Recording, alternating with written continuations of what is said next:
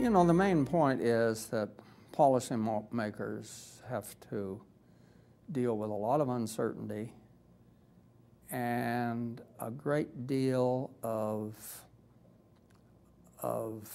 developments and events that are basically not predictable. The point about Bernanke is that it's hard to think of a central banker who was better informed and more knowledgeable of the problems of the Great Depression.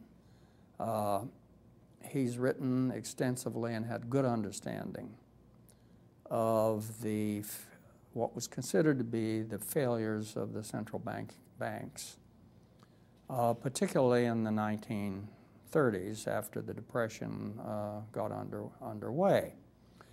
But in spite of that knowledge, it's very clear that the Federal Open Market Committee under Bernanke did not see the mortgage crisis coming. They did not see the housing crisis. They were aware that that the housing industry was going through an adjustment. And this was repeated in the press releases by the Federal Open Market Committee all through 2007. If you go through the press releases clear up through August 7th, 2007,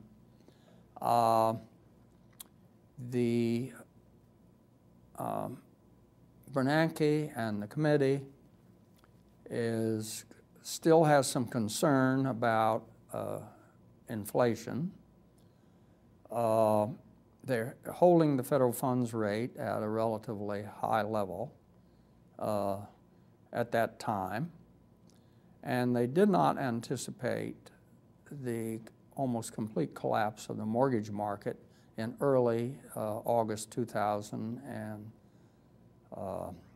Well, the evidence that the Federal Reserve System, the Federal Open Market Committee and Bernanke did not anticipate the kind of trouble we were in is indicated by looking at the difference between the press release they put out in August 7th, 2007, and the one 3 days later on August 10th. On August 7th, they were reiterating that they would hold the federal funds rate steady, and I think at that time it was 5.25%.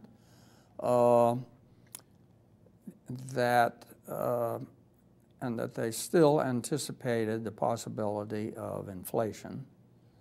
And then 3 days later, the press release points out that a number of financial markets are likely to experience considerable stress. And well, tell me about it. The mortgage market had completely collapsed, and it was the derivatives market that was the tip-off. You see, that derivatives market was the kind of, and its collapse was the first indication that the whole mortgage market was in serious trouble, and no one has, I think, better expert econometric and economic analysis than the Federal Reserve, but it doesn't mean that they can predict what is not predictable. And so it's clear that the experts were surprised and blindsided by that development.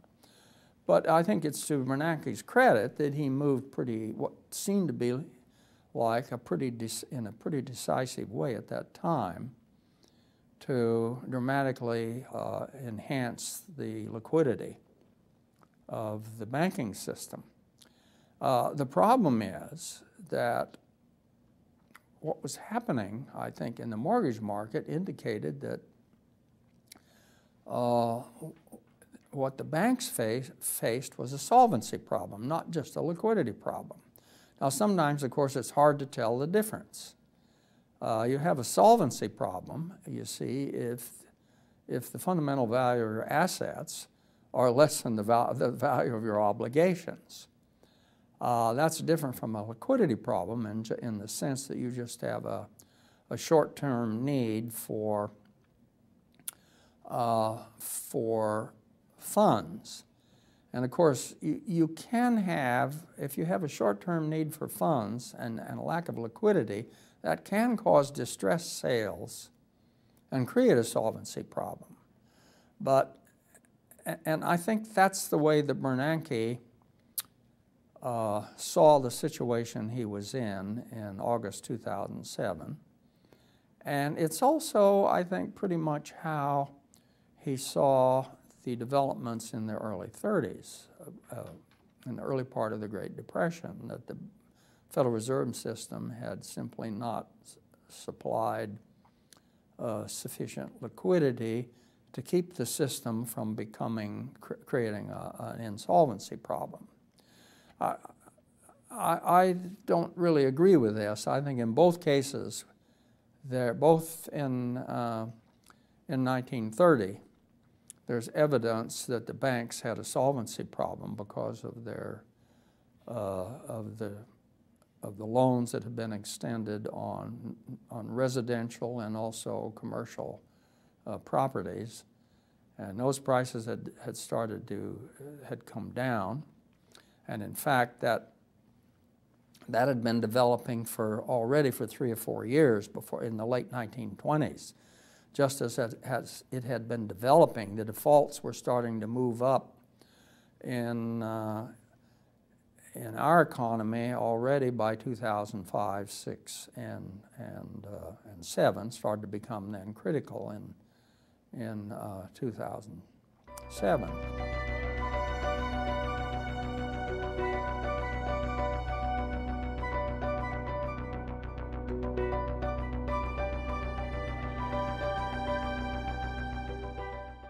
But I think the point is that the point about personal knowledge, Polanyi and also Hayek emphasizes this, that there's a difference between knowing that and knowing how. You know, academic knowledge tends to be based very much upon knowing about things, being able to analyze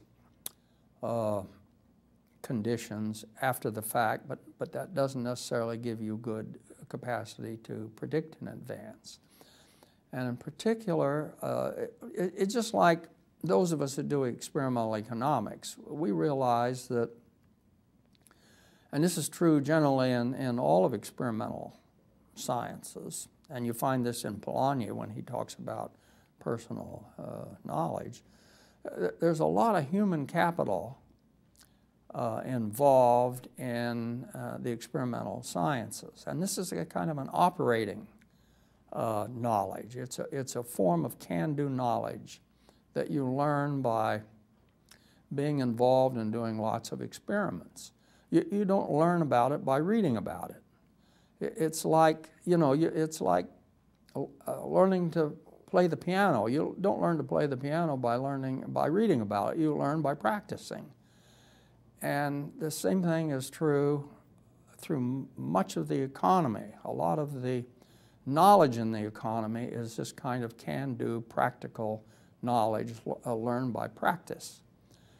And the same thing is true at the level of experts and formulating central bank policy. It's a matter of practice, and you can have a good understanding of say, the 1930s about what happened then But it doesn't mean that when you're in the middle of the storm, you will recognize that it's happening around you. Because it's just a different kind of understanding based upon practice, and not necessarily the kind of academic analysis and knowledge that we get through econometric analysis and studies. And I think that's basically a problem, and it means that you shouldn't have too high expectations as to what the ability of our experts to deliver is. They're going to be fallible. And what we've seen, I think, throughout this crisis is, both in the Federal Reserve and also in the U.S. Treasury and other agencies of government, you've had people learning as they go.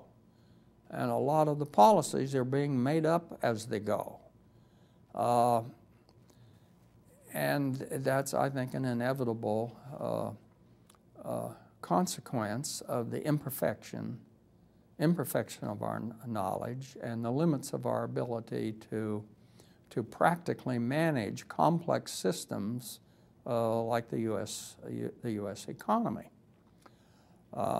And so what's important is really to avoid these kind of crisis situations in the first place. And because they're so difficult to deal with once we get into them, because if nothing else, the politics of these situations will drive policy, and the politics is not necessarily good long-term economic policy. And of course, the way to have avoided this kind of a problem in the first place was to have better collateralization of the kinds of loans that were being made in the housing market and generally in consumer credit markets. It's not only the housing market, but it's also credit card debt, student loan debt, automobile loans, all of those credit markets, which ended up being the kinds of private credit instruments that the Federal Reserve found itself necessary to make loans on in 2008. It ended up that the liquidity enhancement moves that the Federal Reserve made in August of 2007 didn't prevent the economy from declining, and we had then in September, October 2008, it was necessary, the Federal Reserve felt it necessary to intervene on a far more massive scale than they had done earlier to shore up not only the mortgage-backed security market for housing, but also the market for student loans, auto loans, credit cards, and everything in order to prevent the banking system from what could have been a major collapse.